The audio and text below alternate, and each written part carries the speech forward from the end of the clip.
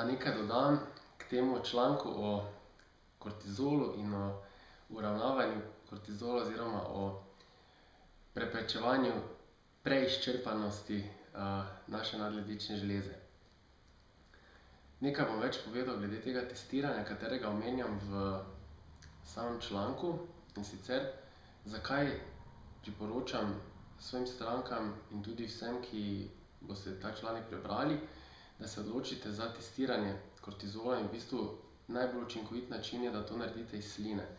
Se pravi, s pomočjo tega testa boste lahko videli vzorec, kako se giba kortizol v vašem telesu, se pravi ritem gibanja kortizola, in sicer vzorce boste dali ob 8 zjutraj, ob 12, ob 4 popoldne in ob 10 zvečer.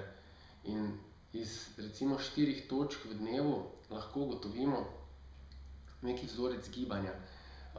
Tukaj lahko tudi vidite na sliki, kakšne bi naj bile te optimalne vrednosti, in za nas je vsekakor najboljše, da smo v teh mejah, se pravi, da ne presegamo zgornje meje in da nismo pod spodnjo mejo. Normalni ritem kortizola je, da je zjutraj vrednost najvišja, saj se takoj potem, ko se prebudimo, raven v krvi dvigne in nato proti koncu dneva pada, tako da se zvečer znajde na najnižjem nivoju, in takrat tudi lahko mi, zaradi tega, ker smo umirjeni, dobro spimo in se naše telo regenerira. Mnogokrat to ni tako, kot bi moralo biti, in zaradi tega pride potem do raznih težav. Neke težave so na področju zdravja, ki so seveda najbolj pomembne, ker pa se tukaj veliko pogovarjamo tudi o pogledih iz estetskega vidika, kar se tiče izgube maščobe, pa naj še tukaj povem nekaj na kratko, v bistvu to, kar sem tudi že omenil v članku, da recimo druga faza, rečemo temu adrenalne izčrpanosti, je navadno takšna, da imamo povišan nivo kortizola skozi ves dan.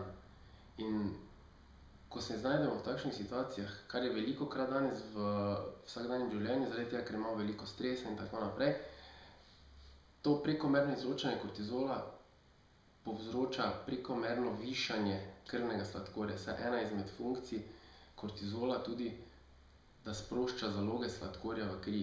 In ta ritem, zdaj ne bomo poglabljali se točno v te mehanizme, ampak dovolj je, da vemo, da je to eden izmed glavnih krivcev, zakaj se nam nenehno nabira maščoba okrog trebuha, ravno tam, kjer si je najmanj želimo.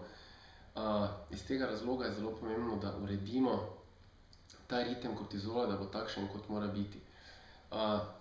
Kar bi pa še povedal, pa je v bistvu, da je vedno potrebno te stvari pričeti urejati na samem začetku težav in potem postopoma dograjevati na višje in višje nivoje. Se pravi, tako kot gradimo hišo, začnemo vedno pri temeljih in končamo pri dimniku, je tudi tu pomembno, da se ne lotimo teh težav, preberemo tu nekaj, slišimo tam nekaj in potem pričakujemo, da bomo kupili neko čudežno tabletko in bo rešila vse težave. Žal to ne gre tako.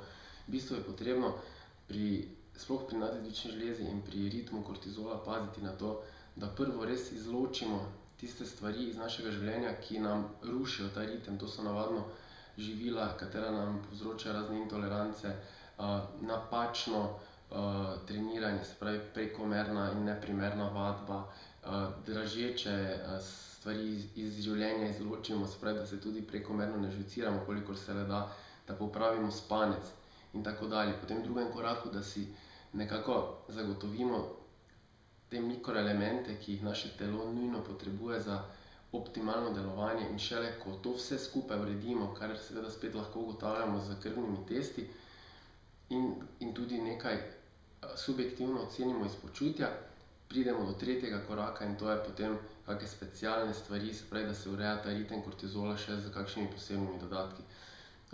Jaz vam bom z veseljem pomagal, če se boste obrnili na mene po pomoč. Tukaj v tem članku lahko najdete tudi kar nekaj nasvetov in povezavo do tega, kako lahko preko nas opravite te meritve. In spremljajte nas še naprej, se bom vsekakor v prihodnosti dal še kar nekaj zanimivih nasvetov. Hvala, adijo!